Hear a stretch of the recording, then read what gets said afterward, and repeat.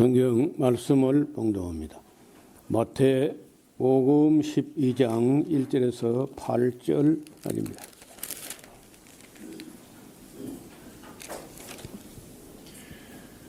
그때 예수께서 안식일에 밀밭 사이로 가실새 제자들이 시장하여 이삭을 잘라 먹으니 바리새인들이 보고 예수께 고하되 보시오, 당신의 제자들이 안식일에 하지 못할 일을 하나이다. 예수께서 가라사대 다윗이 자기와 그 함께한 자들이 시장할 때에 한 일을 읽지 못하였느냐.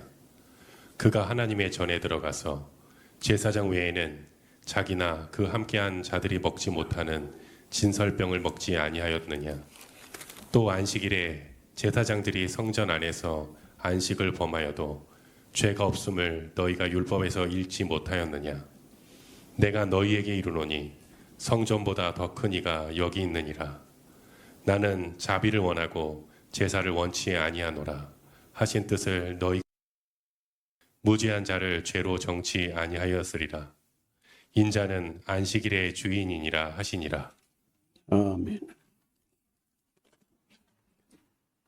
여기 12장에 아주 유명한 그런 말씀인데, 안식일 제도를 만드신 분이 예수님이신데, 그 앞에서 바리새인들이 제자들을 참소했던 그런 일입니다.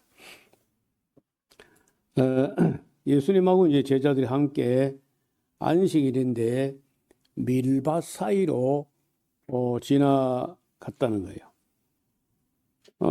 여기 뭐 누구라고는 말은 안 돼 있지만은 아마 또 베드로가 그랬지 않겠나.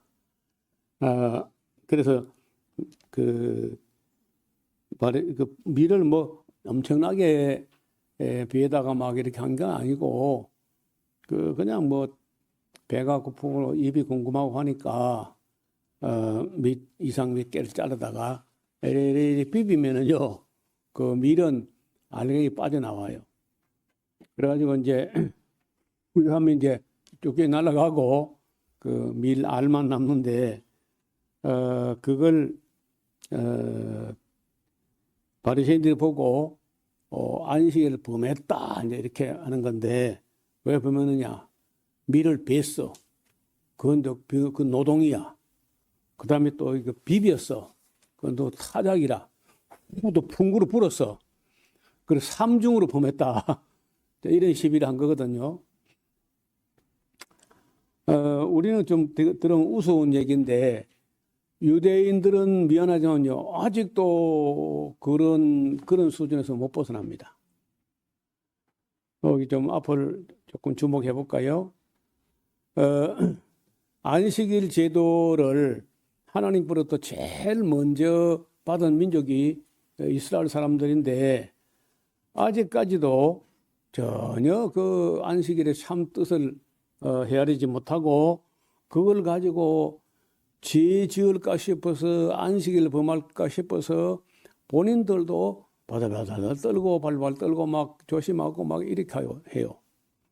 또 누가 그걸 좀 자유롭게 누가 좀 행동하면 그걸 또 정죄해 가지고 또 사람의 마음을 불편하고, 아예 안식일 때문에, 안식일 법 때문에 그거 지키느라고 신경 쓰느라고 안식이 안 돼. 그래서 그 사람들이 어느 때부터 그랬냐면요, 모세하고 있을 때 성막을 건축하면서 거기에 성막 건축하는 일이 한 39가지 정도 작업이 있는가 봐요. 그걸 다 금했다고 하면서 그 39가지를 꼼꼼하게 해가지고 지금도 거기에 해당하는 거는 노동이고, 그 노동하면 죄가 된다. 이렇게 아주 엄격하게 합니다. 그래서 이제 그때 고운 배실 가지고 가늘게 꼰 배실 뭐 이런 거 레이스 같은 걸 만들어서 이렇게 실을 꼬거나 실을 가지고 매듭을 만들면은 일이야. 거기서 출발해 가지고 지금은요, 신발 끈을 매는 것도 일이라. 그래, 안식일에 신발 끈을 매거나 풀거나 하면 안 되는 거예요. 그러면 글을 쓰는 것도 안 되고 글을 지우개로 가지고 또 이 문제를 지우는 것도 안 돼. 심지어 케이크 위에 써진 축하 글씨를 거기 쓰는 것도 안 되고 또 그걸 지우는 것도 노동이라는 행위로 인해가지고 못하게 합니다. 전기 스위치를 이렇게 올리는 것도 안 되고 내리는 것도 안 돼요. 그래서 아예 그 금요일 해지기 전에 올려놨다가 전기가 뭐 소모되든 말든 간에 토요일 해질 때까지는 가만히 놔둬야 돼요. 운전하는 것도 안 되고 요리하는 것도 안 되고 그릇을 씻는 것도 안 되고 에어컨에 리모컨을 이렇게 조정하는 것도 안 돼요. 근데 에어컨을 틀어놨는데 보니까 너무 추운 거야. 그럼 자기들은 그걸 에어컨 리모컨을 하니까 이웃을 불러와요. 이방인을 불러가지고 부탁을 해가지고 에어컨 그 리모컨 조정하게. 이게 하나님께서 안식일 주신 법일까요? 그러니까 사람마다 똑똑한 척 하지만은 뭘 하는 거 보면 참 답답하고 그 율법의 근본 정신, 원래 목적하고는 아무 상관없는 일을 하는 거예요. 그래서 돈을 가져 나가는 것도 안 되고 펜을 이게 들고 나가는 것도 이게 노동이야. 이게 안 돼요. 망치라든지 전자기기 등을 만지는 것도 안 돼요. 그래서 뭐 열쇠나 손수건이나 안경조차 집에 있던 걸 밖으로 가져가면 안 됩니다. 이게 이제 21세기 들어오면 또 문제가 또 생기는데 스마트폰을 이렇게 이제 버튼을 이렇게 누르는 것도 안 돼요. 그 노동이라는 거예요. 냉장고 문을 열 때 그 자동으로 불이 켜지잖아요. 그 불을 켜기 때문에 또 죄가 돼요. 그래서 유대인들에게 LG나 삼성에서 냉장고를 팔 때는요, 자동으로 불이 안 켜지게 딱 만들어가지고 팔아야 돼.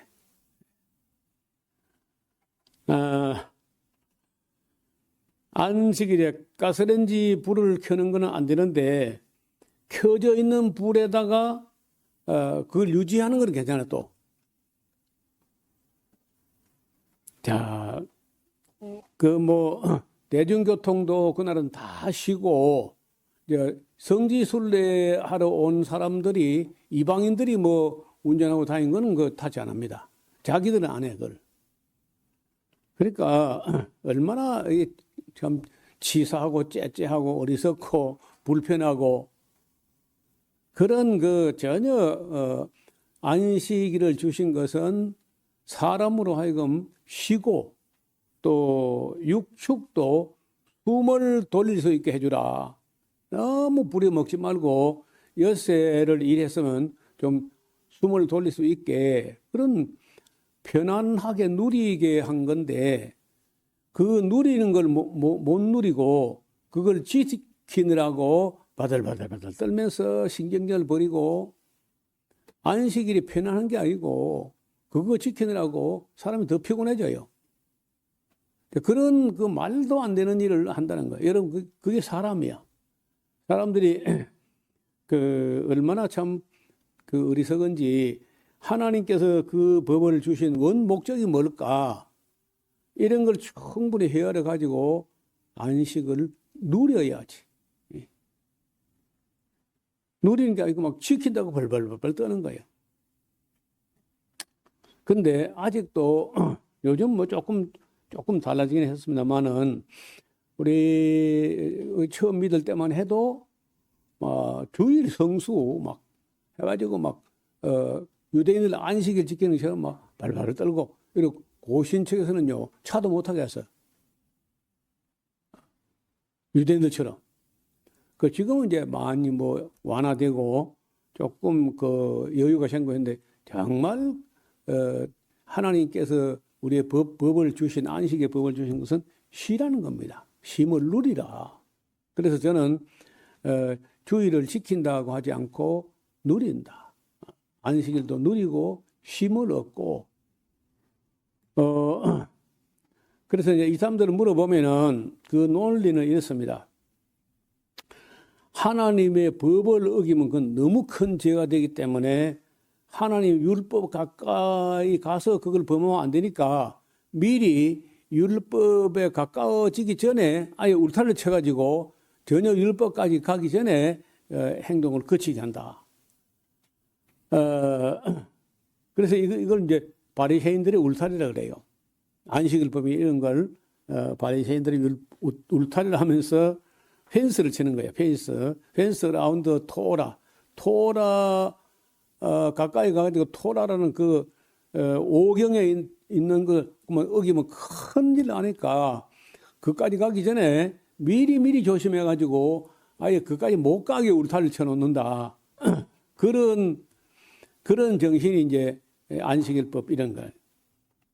성경에 그냥 안식일에 아무 노동도 하지 마라 하는 것은 특히 주인들 말고 주인이야 안식일도 놀고 안식일 전날도 안식일 다음 날 놀고 뭐 그러잖아요. 그런데 그 밑에 종들 노예들 이런 사람이라도 엿새 일했으면은 하루 쉬게 하라.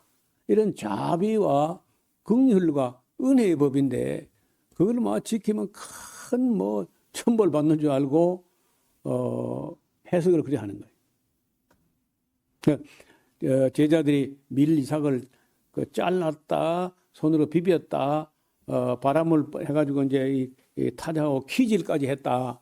이렇게 하니까 이제 죄가 된다는 거예요. 병자를 고치신 예수님을 또 가지고 시비를 하거든요.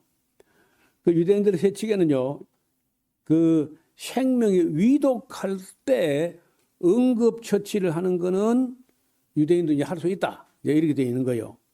그런데 예수님께서 고치신 한편 손이 마른 사람이나 38년 된 병자나 이런 거 죽을 병도 아닌데 그건 고치면 안 되는 거예요. 이건 안식일 지나고 나서 고쳐야 된다. 해가지고 이제 왜 예수님께서 안식일법을 그럼 마음 놓고 그래 범하느냐 하고 예수님까지 이제 싸잡아서 비난하는 거죠. 또 38년 된 병자를 고쳤는데 병 고친 것도 잘못일 뿐 아니라 안식일인데 네 자리, 돗자리나 침대 이런 거나 그걸 들고 걸어가라 했다고 이제 또 시비를 하는 겁니다.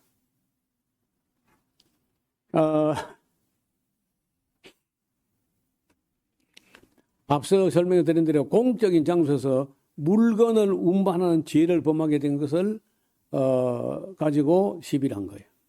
그리고 이렇게 하는 거 완전 신성을 모독하는 도발로 여기고 아주 강력하게 항의하는 거예요.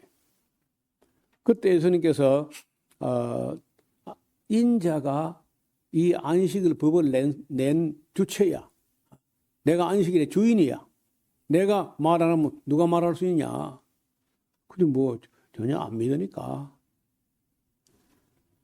그러니까 예수님은 이 복잡한 세칙들 무시하신 것이 아니라 안식일의 본질을 다시 세우려고 한 거예요.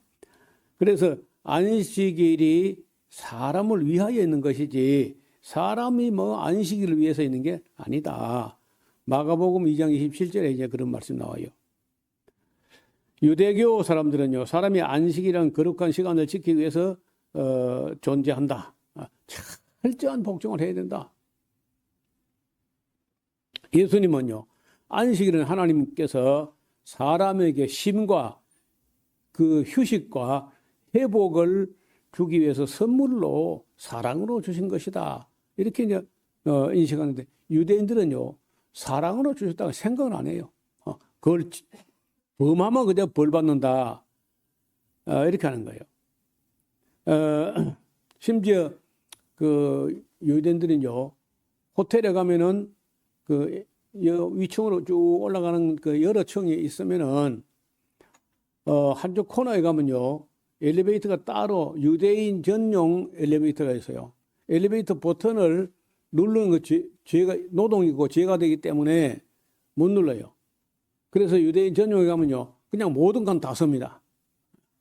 사람이 내릴 사람이 있거나 없거나 탈 사람이 있거나 없거나 모든 칸에 자동으로 다 서고 자동으로 문이 열리고 이렇게 하는 거예요. 전혀 예수님하고 하나님과 상관없는 그런 어리석은 일을 하면서 자기들이 정통이고 자기들이 잘 믿는다고 생각하는 거예요. 기독교인들은 안식일이 하나님 안에서 평안과 자유와 안식과 휴식을 누린다 이렇게 생각하는데, 유대인들은 그 불편함을 감수하고라도 지키는 게 하나님을 섬기는 거다, 이런 착각을 하는 거예요. 그리고 이제 얼마 있다가 초창기에는 초대교회 아주 초창기에는 그 기독교인들이 안식일에도 안식일도 지키고, 안식일은 뭐 일만 하면 되고 집에 있으면 되니까. 그다음에 주일은 또 주의 부활한 날을, 그리고 성령 강림한 날을 기념해서 그냥 모여서 예배드리고 이렇게 하는데, 두 날을 다 지키는 처럼 처음에 그랬어요. 그러다가 안식일 지키는 그 유대인들 회당에 가면은 기독교인을 점점 나사렛파라고 이단으로 취급해요, 유대교 사람들이. 그래서 결국은 기독교인들은 이 사람들과 같이 못하겠다, 그래 하고 차별을 받고 하다가 로마 제국 내에서 가끔은 또 유대인이 반란을 일으켜서 그 탄압을 하거나 탄압받을 때 기독교인들은 자신들은 유대교도 아니고 그런 반란에 가담 안 했다 하는 것을 보여주기 위해서 우리는 아예 그냥 그 안식일 지키는 유대교 모임에 가지 말고 그 사람들을 그저 안식일 모이게 놔둬버리고 우리는 그 주일에만 모이자, 이렇게 이제 해 나가는 중에 AD 321년에 로마 황제 콘스탄티누스 황제가 기독교를 공인한 게 1113년인데, 그러고 나서 321년에는요 일요일을 태양의 날이다 하면서 휴무일로, 그날에는 그저 모든 국민과 심지어 재판관들까지 다 쉬라. 그럼 뭐 기독교는 뿐이 아니라 일반 그 로마 모든 시민들을 그냥 다 쉬도록 이렇게 이제 휴업령을 내립니다. 그 바람에 이제 기독교인은 덕을 본 거야. 어차피 우리는 주일날 로마 황제는 태양의 날이라고 하지만은 우리는 주일날 예배를 드리고 하니까 그냥 기독교인이 덕을 받고, 반면에 안식일날 모이던 사람들 유대교는요 오히려 뭐 좀 그럼 안식일도 일 안 하고 있어서 또 일요일은 태양의 날에서 일을 못하게 하니까 유대인들이 이제 불편해진 거 오히려. 그래 오다가 363년 64년 그 어간에 라오디게아 공의회가 열려가지고 거기서 이 라오디게아 공의회에서 그 회의 안에 제 29조 규정에 아주 단호하게 공식적으로 이제부터는 안식일 아예 모이지 말고 주일날 모인다. 그리고 아예 안식일에는 일하면 안 된, 안식일에 쉬면 안 되고 안식일은 그냥 일해야 된다. 이렇게까지 하고 대신 주일날을 특별히 존중히 여기고 가능하면은 그날은 일하지 말아야 하고, 만약 유대인처럼 안식일을 지키는 자가 있다면은 그리스도로부터 저주를 받을 것이다. 뭐 이렇게 아주 강경하게 그 라오디게아 공의회에서 결정을 했다 그래요.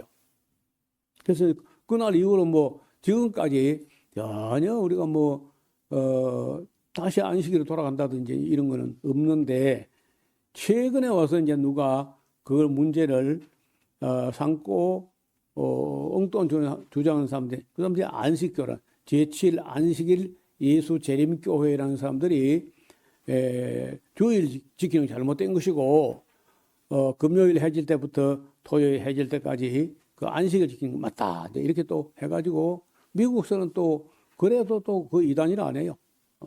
그래서 미국은요 여호와의 증인도 이단이 아니고 몰몬교도 이단이 아니고 안식교도 이단이 아니고 구원파도 이단이 아니고 뭐 미국은 좀 그래요. 허리멍텅하게. 그래서 우리가 이 안식일 문제를 놓고 말할 때 기본 개념을 뭐 이해하는 게 좋은데 노동하는 사람들, 특히 육체 노동을 해야 되는 사람들은 여태 좀 일하면 하루 쉬어야 된다. 그게 하나님의 창조 원리이기도 하고 또 하나님께서 우리에게 특별히 육체 노동하는 사람에게 힘을 주셨다는 거예요. 조금 더 이제 그 밑으로 보시면은 9절에 거기서 떠나서 회당에 들어가시니까 한쪽 손이 말라가지고 기능이 안 돼. 한편 손 마른 사람이 있는지 사람들이 예수를 송사할 틈을 얻으려고 송사하려 하여 물어 그러되 안식일에 병 고치는 것이 옳은 겁니까? 그 예수께서 가라사대 야 너희 중에 말이야 한 사람이 양 한 마리가 있어서 안식일에 구덩이에 빠졌으면은 붙잡아 끌어올려내는 것이 옳은 것이 아니냐. 사람이 양보다 얼마나 더 귀하냐. 그러므로 안식일에 선을 행하는 것이 옳은 것이다. 이에 그 사람에게 이르되 손을 내밀라 하시니 저가 내밀매 다른 손과 같이 회복되어서 하더라. 여러분 손 내미는 거는 노동이 아니야. 저기도 손 내밀잖아요. 그러니까 예수님께서 막 고치면 어떤 행위를 하지 않고 그냥 네 손을 내밀라 그랬어요. 손 내미는 건 문제가 안 되니까요. 바리새인들이 아유 이걸 좀 걸고 넘어지려고 했는데 이것도 안 되니까 나가서 어떻게 하여 예수를 죽일고는 했다는 거예요. 예를 들어요. 종교든지 철학이든지 정치든지 간에 죽이는 게 아니라 살려야 정치잖아. 살려야. 트럼프 하는 거 봐서 미네소타주에 가서 생사람을 갖다가 두 사람에 쏴 죽였잖아요. 그리고 정치는 살리는 거라야지. 생명보다 더 중한 미국 법은 있으면 안 돼. 그런 법은 사람을 죽이려면 그는 생사람을 죽이는 그런 정치가 아니고 그것만 해도 그 내가 보기에는 트럼프는 탄핵돼야 마땅해요. 무슨 정치를 사람을 살려야지. 시민권자인데 그걸 죽이다니. 그건 뭐 그 입이 10개라도 할 말이 없는 거예요. 여기 뭐 예수를 죽이려고 생각했다. 어떻게 해서 어떻게 무슨 수로 써가지고 예수를 죽일고 하고 그걸 의논했다는 거예요. 예수께서 아시고 거기서 떠나가시는데 사람들이 많이 쫓아옵니다. 예수께서 저희 병을 다 고치시고 뭐 무슨 병이든지 다 고치시고 그러면서 자기를 나타내지 말라고 경계하셨으니 이는 선지자 이사야가 말씀하신 바와 같이 나의 택한 종 내 마음에 기뻐하는 바 나의 사랑한 자로다. 내가 내 성령을 줄 터이니 그가 심판을 이방에 알게 하리라. 그는 다투지도 아니하며 들리지도 아니하며 아무도 길에서 그 소리를 듣지 못하더라. 상황은 갈대를 꺾지 아니하며 꺼져가는 심지를 끄지 아니하며 심판에 이길 때까지 하리니 또한 이방인들이 그 이름을 바라라 함이 이루어졌다는 거예요. 또 그때 귀신 들려 눈 멀고 벙어리 된 자를 대고 왔건을 예수께서 고쳐주심에 그 벙어리가 말하며 보게 된지라. 무리가 다 놀라 그러되 이게 바로 다윗의 자손이 아니겠나 하니 그 바리새인들은 듣고 그러되 이 사람이 말이야 귀신의 왕 바알세불을 힘입어 가지고 귀신을 쫓아내는 거야. 그 선한 일, 좋은 일 했는데 그 영광을 귀신의 왕에게 돌리는 거예요. 예수께서 저희 생각을 하시고 가라사대 스스로 분쟁하는 나라마다 황폐하여질 것이요 스스로 분쟁하는 동네나 집마다 서지 못하리라. 너희 말대로 같으면 사단이 만일 사단을 쫓아내면은 스스로 분쟁하는 거 아니냐. 그리하고야 저희가 어떻게 서겠느냐. 또 내가 바알세불을 힘입어 귀신을 쫓아내면 그 너희 아들들은 누구를 힘입어 쫓아내느냐. 이런 거 보면요. 귀신 쫓아내는 일들이 가끔 유대교에서도 있었던가 봐요. 그러므로 저희가 너희의 재판관이 되리라. 그러나 내가 하나님의 성령을 힘입어 귀신을 쫓아내는 것이면 하나님 나라가 이미 너희에게 임하여 있다는 걸 알기나 알아라. 무슨 말이냐면 사람이 먼저 강한 자를 결박하지 않고야 어떻게 그 강한 자의 집에 들어가서 그 세간을 늑탈하겠느냐. 결박한 후에야 그 집을 늑탈하리라. 나와 함께 아니하는 자는 나를 반대하는 자요 나와 함께 모으지 아니하는 자는 해치는 자니라. 그러니까요. 중간 입장이란 없어. 예수님 편이 되든지 예수님 반대편이 되든지 그런 거예요. 중간 입장은 없는 거예요.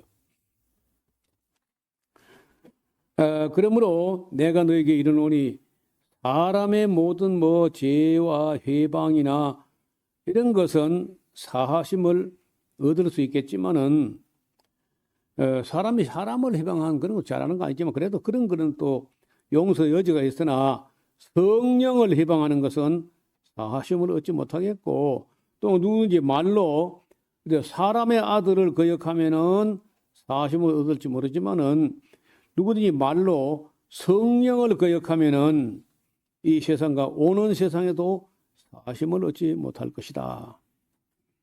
그러니까 예수님 하는 걸 딱 보면은 이게 성령님으로 말미암아 선한 일을 행하시는 건지 그걸 누가 모르겠냐. 딱 보면 알지 않느냐. 그 33절에 나무도 좋다 하고 실과도 좋다 하든지 아니면 나무도 좋지 않고 실과도 좋지 않다 하든지 해야 될 거 아니야. 그 실과로 그 나무를 알게 되는 거 아니냐. 예수님께서 아주 역공격으로 나옵니다. 독사의 자식들아 너희가 악한데 어떻게 선한 말을 할 수 있겠느냐. 이는 마음에 가득한 것을 입으로 말하는 거야. 선한 사람은 그 쌓은 선에서 선한 것을 내고 악한 사람은 그 쌓은 악에서 악한 걸 내는 것이다. 내가 너에게 이르노니 사람이 무슨 무익한 말든지 심판날에 이에 대해서 신문을 받으리니 네 말로 의롭다함을 받고 네 말로 정죄함을 받을 것이다. 결국 그 한 사람은요. 그 사람 말을 가지고 판단할 수 있어요. 그 사람 말이고 그 사람이야. 네 말로 의롭다함을 받고 네 말로 정죄를 받는다. 그때에 서기관과 바리새인 중 몇 사람이 말하되 선생님이여 우리에게 표적 보여 주시기를 원하나이다. 그러니까 그 예수님 하는 말씀이 옳은 말인지 아닌지 어떤 표적을 한번 행해봐라. 그런 식으로 말도 안 되는 소리 하는 거예요. 그래서 예수께서 대답하여 가라사대 꼭 보면은 악하고 음란한 세대가 표적을 구하는데 내가 보여줄 표적은 선지자 요나의 표적밖에 없어. 요나가 밤낮 사흘을 큰 물고기 뱃속에 있었던 같이 인자도 밤낮 사흘에 땅 속에 있을 것이다. 그때로서는요 아무도 알아들 수 없는 말을 하신 거예요.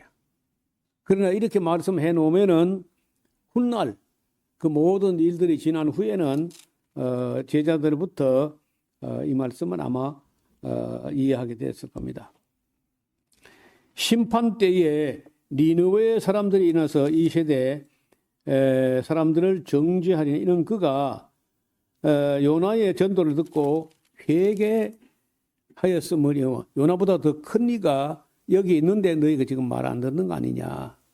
또 심판대에 남방 여왕이 스바 여왕이죠.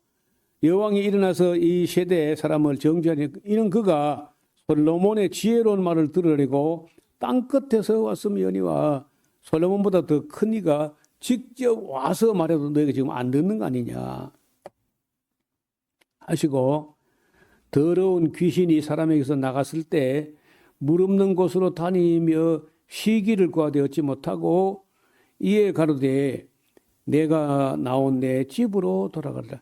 줄을 끊어요.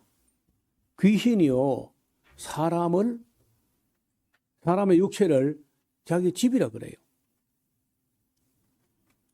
그런 면에서는요, 우리의 몸도 우리 속에 있는 우리 영혼이 사는 집과 같죠.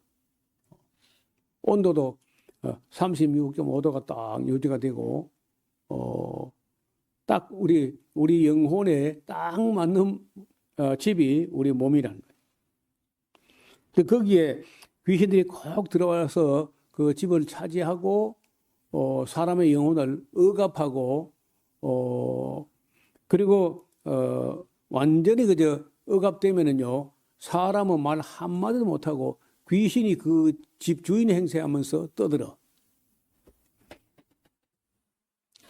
그리고는 이에 가로되 내가 나온 내 집으로 돌아가리라 하고 와보니 그 집이 소재되고 수리되었거늘 이에 가서 저보다 더 악한 귀신 7을 데리고 들어가서 거하니 그 사람의 나중 형편이 전보다 더욱 심하게 되느니라.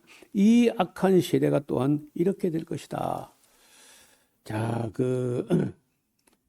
유대인들은 하나님을 제일 먼저 알게 되고 성경도 제일 먼저 받았고 그리했던 사람들인데, 그러면 하나님 말씀을 들으면요 귀신이 나갔어야 돼.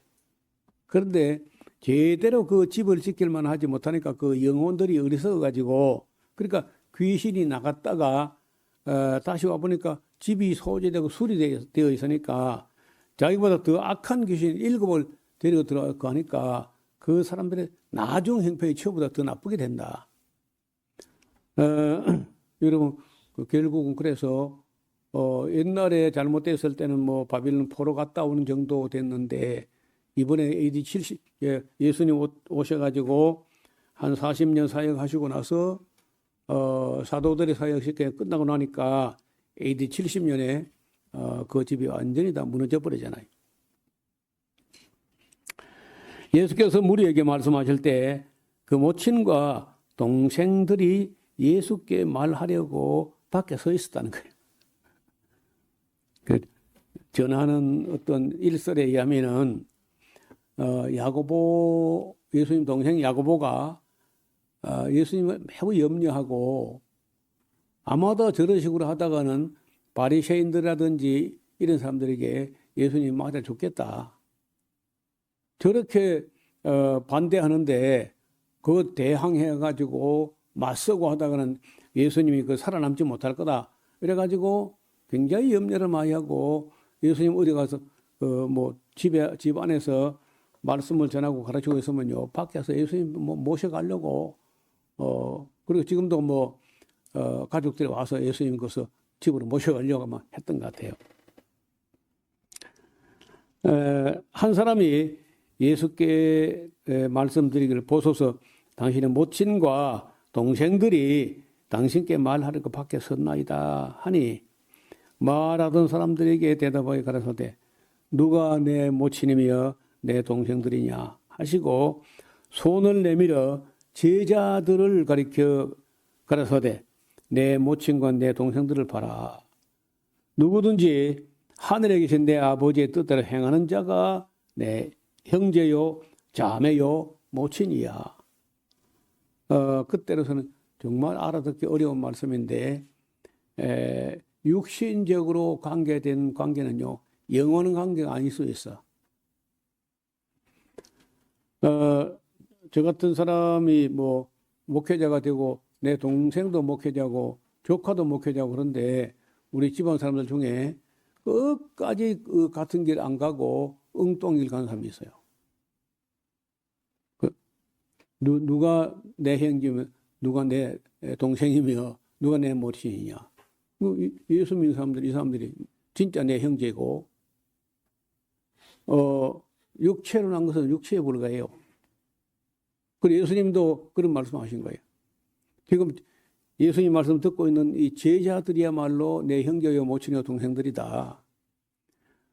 그렇다고 뭐 자기를 낳은 어머니나 동생이나 형제가 무시한 게 아니라 진정한 영원한 가족은 그 진리 안에서 하나가 된 사람들이 영원한 가족이죠.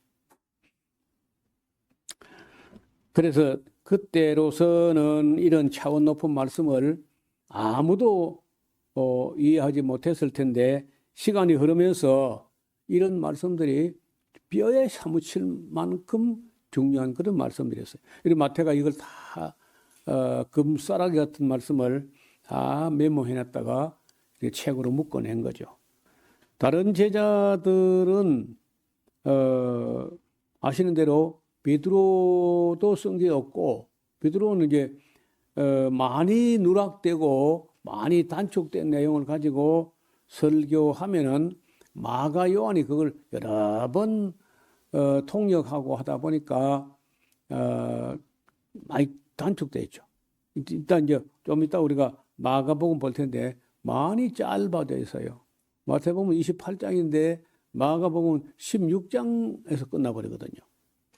누가복음도 길고 요한복음은 또 전혀 다른 문제를 다루는데 어떻든 12 제자 중에 예수님께서 하신 말씀 금쪽 같은 그런 소중한 말씀을 그걸 알아듣고 그걸 소중히 여기고 그걸 다 메모로 남기고 이렇게 했던 사람 중에는 마태가 단연 독보적인 존재예요. 어떤 그런 면에서 예수님께서 마태를 선택하지 않았겠나. 대개